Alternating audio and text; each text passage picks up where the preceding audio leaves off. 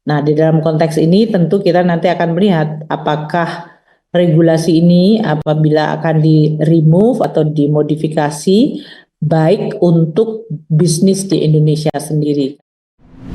Assalamualaikum warahmatullahi wabarakatuh. Selamat pagi untuk teman-teman media di Indonesia. Pada pertemuan hari ini, terutama dengan Sekretari BESEN, sebetulnya beberapa fokus dari pembahasan tidak hanya menyangkut bilateral Indonesia dan Amerika, namun juga di dalam proses atau dalam pembicaraan, Sekretari BESEN juga menjelaskan posisi Amerika Serikat di dalam konteks lembaga-lembaga multilateral dan posisi dari Amerika Serikat terhadap kerjasama multilateral dan globalisasi. Pada kesempatan tersebut, dan karena ini adalah pertemuan dalam occasion pertemuan G20 yang dipimpin oleh Afrika Selatan yang dilakukan kemarin malam dan tadi pagi hingga tengah hari. Kemudian juga pertemuan di dalam konteks IMF Spring Meeting, di mana beberapa kali kami bertemu dengan Scott Bessent. Di dalam forum tersebut, Amerika Serikat, seperti yang disampaikan oleh US Treasury atau Pak Scott Bessent, menyampaikan bahwa posisi Amerika Serikat tetap akan menjadi anggota dan sekaligus memimpin lembaga-lembaga internasional seperti IMF dan Bank Dunia yang akan juga menjadi ajang bagi pelaksanaan berbagai agenda nasionalnya Amerika Serikat melalui lembaga-lembaga tersebut. Kita dalam hal ini tentu perlu untuk terus melihat bagaimana peranan dari Amerika Serikat di dalam lembaga-lembaga internasional termasuk reformasi dari WTO yang sekarang menjadi fokus dari berbagai macam kebijakan yang dilaksanakan oleh Amerika Serikat terhadap partner dagangnya, yaitu termasuk melakukan reciprocal tarif. Tujuannya adalah untuk menciptakan, menurut Amerika Serikat, sebuah tatanan perdagangan yang lebih adil. Di dalam konteks ini tentu kita juga harus terus mempelajari perkembangan ini karena di dalam pembahasan kami, Pak Menko dengan kami tadi dalam pertemuan, Amerika juga menyoroti mengenai hubungan Amerika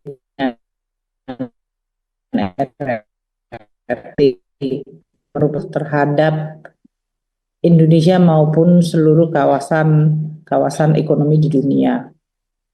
Oleh karena itu, untuk mendukung apa yang telah disampaikan Pak Menko, proses negosiasi Amerika Indonesia dengan Amerika Serikat melalui seluruh jalur yang bisa kita lakukan, baik itu tadi melalui USTR, melalui jalur Department of Commerce, dan sekarang juga dari US Treasury, tentu untuk mendapatkan gambaran yang lebih lengkap bagaimana ekspektasi dari Amerika Serikat dan proses pengambilan keputusan dari pemerintahan Amerika Serikat terhadap berbagai partner dagang mereka, termasuk dalam hal ini Indonesia. Dalam kesempatan ini pun, saya karena ini adalah dalam rangka juga pertemuan G20 dan Spring Meeting, melakukan perbandingan catatan atau compare notes dengan beberapa menteri keuangan untuk menanyakan bagaimana negara masing-masing melakukan engagement dengan Amerika Serikat. Ini tentu tujuannya adalah supaya pada akhirnya akan ada sebuah solusi yang bisa bersifat menyeluruh sehingga akan menimbulkan kepastian dunia, karena ketidakpastian dunia akan dan telah menyebabkan proyeksi perekonomian global yang melemah, dan itu tentu akan merugikan seluruh negara di dunia. Jadi untuk Spring Meeting ini juga untuk bisa bersama-sama menggunakan forum dan pertemuan untuk menurunkan tension atau tensi, ketegangan, dan juga untuk mencapai berbagai pemahaman bersama sehingga perekonomian dunia dan kondisi dari perekonomian masing-masing negara bisa terus terjaga agar tidak terjadi risiko perlemahan ekonomi atau bahkan resesi yang tentu akan berakibat kepada kesejahteraan rakyat dari semua negara. Itulah spirit yang terus dan akan terus disampaikan. Besok masih akan ada pertemuan untuk baik IMF, IMF maupun Bank Dunia. Globalisasi ini adalah sebuah mekanisme untuk menciptakan hubungan antar negara yang berdasarkan positive sum game, tentu telah menimbulkan juga dampak di masing-masing negara. Selama ini lebih banyak negara miskin atau negara emerging menganggap bahwa globalisasi tidak selalu menguntungkan secara adil. Namun di dalam fenomena yang sekarang terjadi, justru Amerika Serikat sebagai negara terbesar di dunia juga menganggap dirinya menjadi korban dari globalisasi.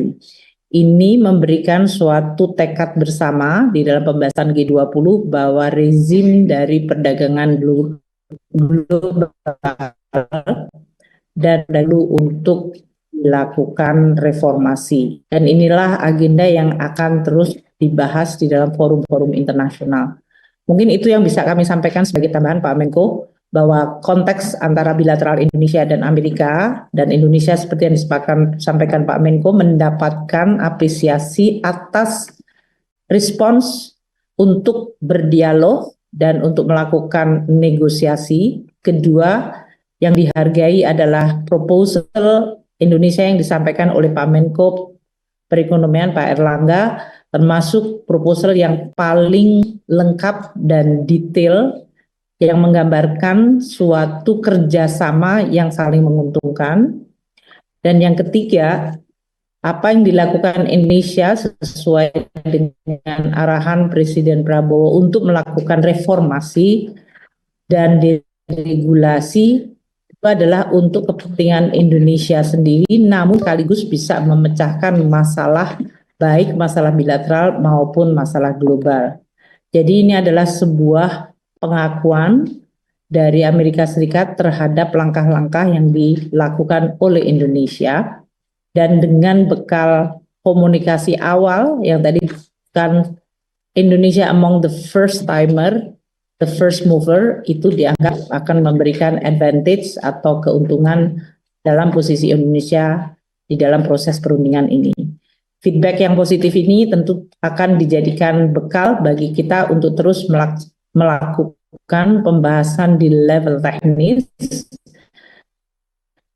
dengan tentu pada diharapkan akan terjadi sebuah manfaat bagi perekonomian Indonesia maupun bagi perekonomian regional dan dunia. Demikian Pak Menko sudah menjelaskan dari sisi pendekatan disampaikan tadi oleh Sekretari Bessent, memang Amerika melakukan perundingan secara bilateral. Jadi dalam hal ini tidak dilakukan dalam bentuk grup negara.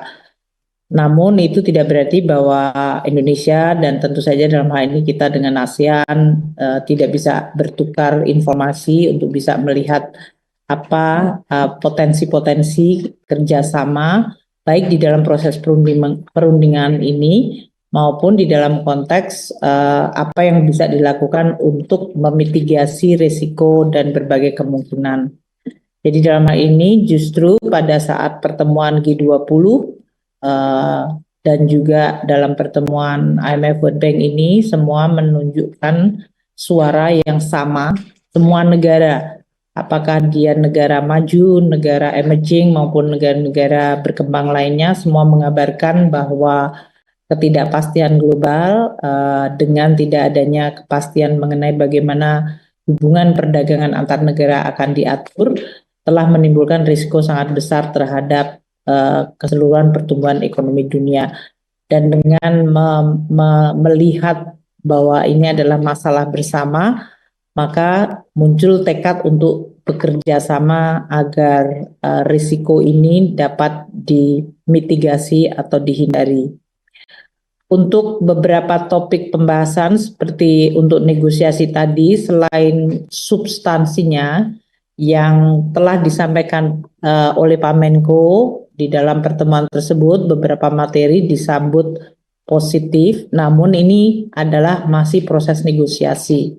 Seperti yang kita lihat pengalaman Amerika Serikat di dalam negosiasi, terutama dengan negara-negara seperti RRT, Meksiko, dan Kanada, mereka mengcover yang hubungannya dengan tarif maupun yang non-tarif barrier. Di dalam non-tarif barrier ini termasuk berbagai regulasi dan prosedur-prosedur yang dianggap menghalangi atau tidak menguntungkan bagi perusahaan Amerika Serikat. Nah, di dalam konteks ini tentu kita nanti akan melihat apakah regulasi ini apabila akan di-remove atau dimodifikasi baik untuk bisnis di Indonesia sendiri. Karena seperti Presiden Prabowo menyampaikan, deregulasi ini adalah untuk mengurangi beban dan halangan-halangan bagi private sector untuk bisa berbisnis. Jadi tidak ditujukan untuk satu negara seperti Amerika Serikat. Dan oleh karena itu nanti tim deregulasi dan substansi akan terus dibahas bersama Pak Menko Perekonomian. Sebagian ada di dalam kewenangan Kementerian Keuangan, sehingga nanti kita akan terus bersama-sama dengan kementerian lain dan lembaga terkait untuk terus memperbaiki dan membenahi berbagai regulasi-regulasi tersebut. Ini sesuai dengan pertanyaan mengenai kemandirian industri nasional. Jadi industri nasional akan menjadi kuat apabila lingkungan peraturan atau environment dari regulation-nya memenuhi dan menciptakan competitiveness. Dalam hal ini tentu peraturan yang makin sederhana, kepastian hukum, dan berbagai hal yang bisa menimbulkan kepastian dan dampak positif bagi competitiveness industri akan menjadi fokus dari reform kita. Nah, apa yang akan kita lakukan ini akan sekaligus juga menjadi salah satu bargaining untuk bernegosiasi dengan Amerika Serikat. Saya rasa untuk peluang ekspor baru, kita terus melakukan analisa bersama dengan tim Pak Menko dan yang lain. Secara analitik kita bisa mengidentifikasi beberapa dari komoditas Indonesia yang memiliki reveal comparative advantage.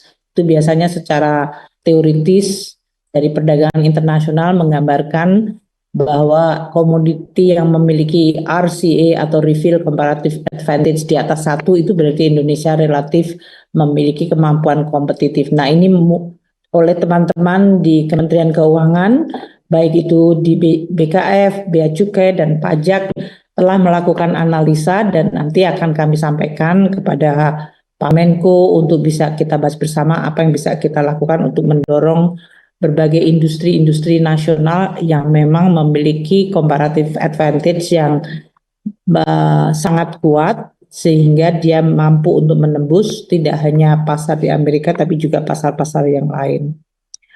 Untuk tadi yang disampaikan mengenai ASEAN secara grup, karena sekarang baru saja 2 minggu yang lalu kita juga bertemu di Kuala Lumpur untuk Menteri-Menteri Keuangan. Tadi juga Amerika Serikat menyampaikan bahwa mereka hadir pada saat seperti pertemuan Menteri-Menteri Keuangan dan Gubernur Bank Sentral. Dan mereka juga menanyakan bagaimana respons ASEAN secara grup, sehingga ini juga bisa menjadi salah satu referensi bagi Amerika Serikat untuk melihat ASEAN sebagai satu grup. Saya rasa itu yang bisa saya sampaikan, Bapak.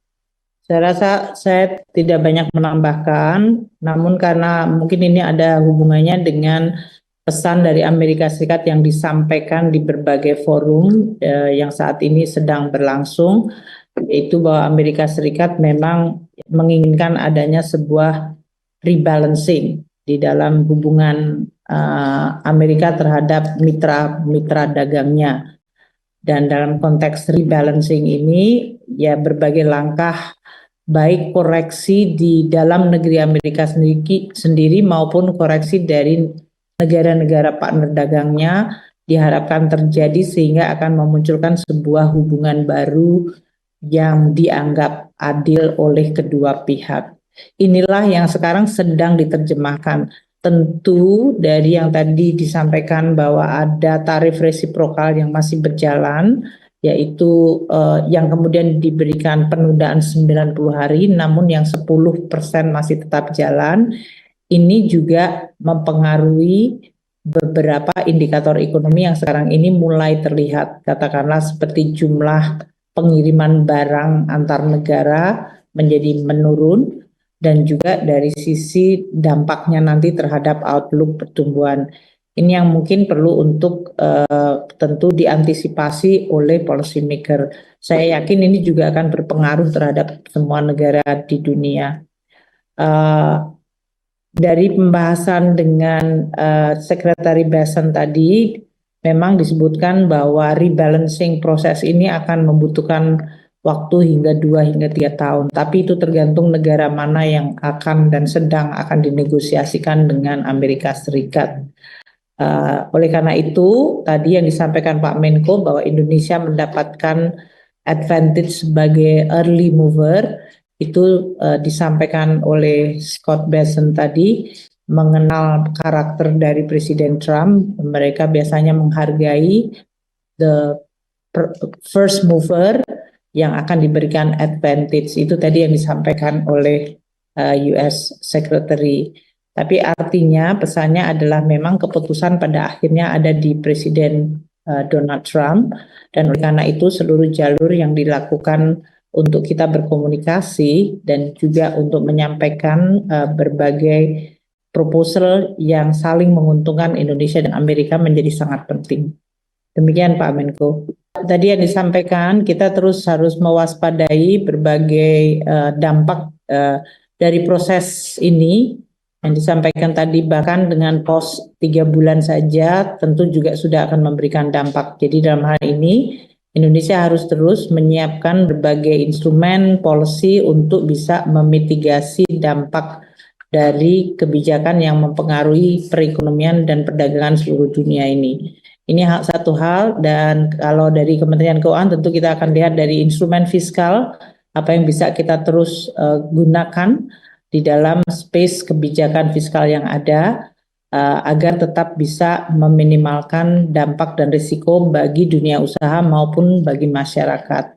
Di sisi lain, karena ini akan mempengaruhi seluruh tatanan perdagangan dunia, Indonesia juga harus mengantisipasi tatanan perdagangan dunia baru seperti apa, dan untuk bisa menjaga kepentingan nasional, tapi pada saat yang bersamaan melakukan kerjasama. Ini sesuai dengan yang disampaikan oleh Presiden Prabowo bahwa Indonesia harus menjalankan amanat konstitusi, menjaga ketertiban dunia berdasarkan perdamaian abadi, keadilan sosial.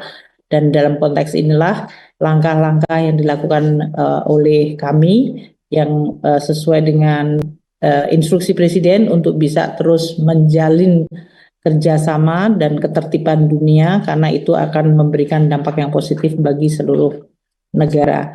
Nah, untuk itu kami tentu akan terus melakukan komunikasi, koordinasi dengan Pak Menko dan seluruh KL lain, dan juga komunikasi dengan stakeholder agar kita mampu untuk terus menjaga dalam situasi seperti ini kebersamaan dan persatuan menjadi sangat penting, sehingga nanti diskusi dengan dunia usaha seperti yang tadi disampaikan Pak Menko akan terus kita lakukan.